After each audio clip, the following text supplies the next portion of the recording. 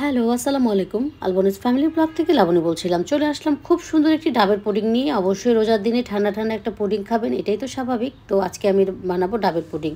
নিয়ে নিচ্ছি কিছু চানা গ্রাস। আপনারা ইচ্ছে করলে আগার আগার পাউডার দিয়ে বানাতে পারেন, তবে চানা গ্রাস দিয়ে আমি সবসময় বানাই, ভালো লাগে আমার কাছে।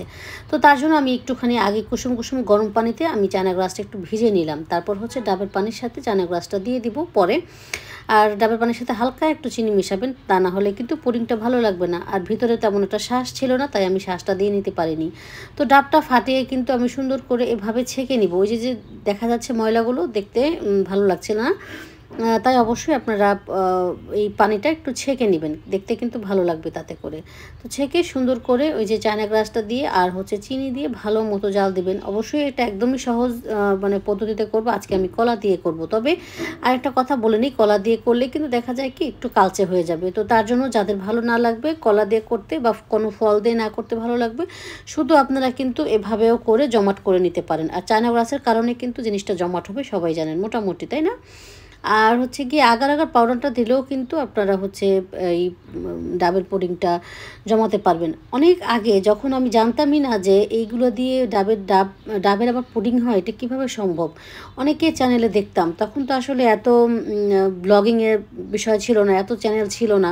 তো না জানারই কথা, কারণ প্রথম বলে তো সব কিছুর একটা ব্যাপার থাকে, তাই না? তখন আমি না অবাক হয়ে তাকিয়ে থাকতাম, সেই রান্না দেখতাম যাদের যাদের, তখন চিন্তা করতাম ডাবের পুডিংটা কীভাবে বানায়, অবাক লাগতো। তো যাই হোক, তার কিছুদিন পর যখন আবার আমি বানাতে পেরেছি, তখন আমি চিন্তা করলাম আল্লাহ এত সহজ সব কিছু। তো যাই হোক, যখন যে যেটা না জানে তার কাছে সেটা কঠিনই মনে হয়। একবার দুইবার যখন করে ফেলে সেটা কিন্তু খুব সহজ মনে হয়। ডাবের পুডিংটা আমার বাসায় প্রায় বানানো হয়, কারণ বড় ছেলেটা একটু পছন্দ করে, তাই জন্য। আর এখন আমি সুন্দর করে কলাটা কেটে নিচ্ছি। কলা কেটে নিয়ে কিন্তু যেই বাটিতে আমি সেট করব, সেই বাটিতে আমি কলাগুলো সুন্দর করে সাজিয়ে দিব। আর এখন আপনারা করবেন কি, ওই যে জাল দিয়ে রাখলেন ওটা কিন্তু সুন্দর মতন বসিয়ে একেবারে পানির মানে ওইটা ইয়াটা মানে ডাবের পানিটা জাল দেওয়ার পরে কিন্তু এভাবে আপনারা গরম গরম অবস্থায় কিন্তু এভাবে এই এই পাত্রের মধ্যে দিয়ে দিবেন। তারপরে কিন্তু ফ্রিজে ঢেকে সুন্দর মতো সেট করতে দিবেন। কি আর করার, এই তো আমার যেহেতু সেটিং হয়ে গেছে, তাই আমি সুন্দর করে কেটে দিচ্ছি। ওই যে বললাম না, কলা কিন্তু একটু কালো কালো হয়ে যাবে। আর ছেলেরা খাবে অন্য কিছু, সেটাও আমি আপনাদেরকে দেখাচ্ছি। আর যেহেতু এটা রোজার মধ্যেই যে ইয়ে করা ছিল, তাই আমি কিন্তু ইফতারের মানে পরেই আমি এগুলো করেছি। আর বাচ্চারা যেহেতু ইয়ে খায় না, বুট পেঁয়াজও তেমন একটা খেতে চায় না। আর এই পুডিংটা করেছিলাম কিন্তু আমার শাশুড়ি আমার জন্য, কারণ তার নাকি এটা খেতে ইচ্ছে করছিল, আমার আবার খেতে ভালো লাগে না। তো এটা হচ্ছে গিয়ে সন্ধ্যা রাতের জন্য। আমার বড় ছেলে ছোট ছেলে ওরা আবার একটু ঝাল নুডলস খাবে, ওরা এত পছন্দ করে আমি জানি না কেন। তো ঝাল নুডলস খাবে যেহেতু, আমি এবার করলাম কি, 2টা ডিম সেদ্ধ দিয়ে দিলাম। ডিম সেদ্ধ দিয়ে মশলা টশলা দিয়ে একসাথে মেখে এখন আমি যেই নুডলসটা দিলাম ওই নুডলসটা সেদ্ধটা আমি এখানে বসিয়ে দেবো। এখানে দিয়ে যে ছেঁকে নেব।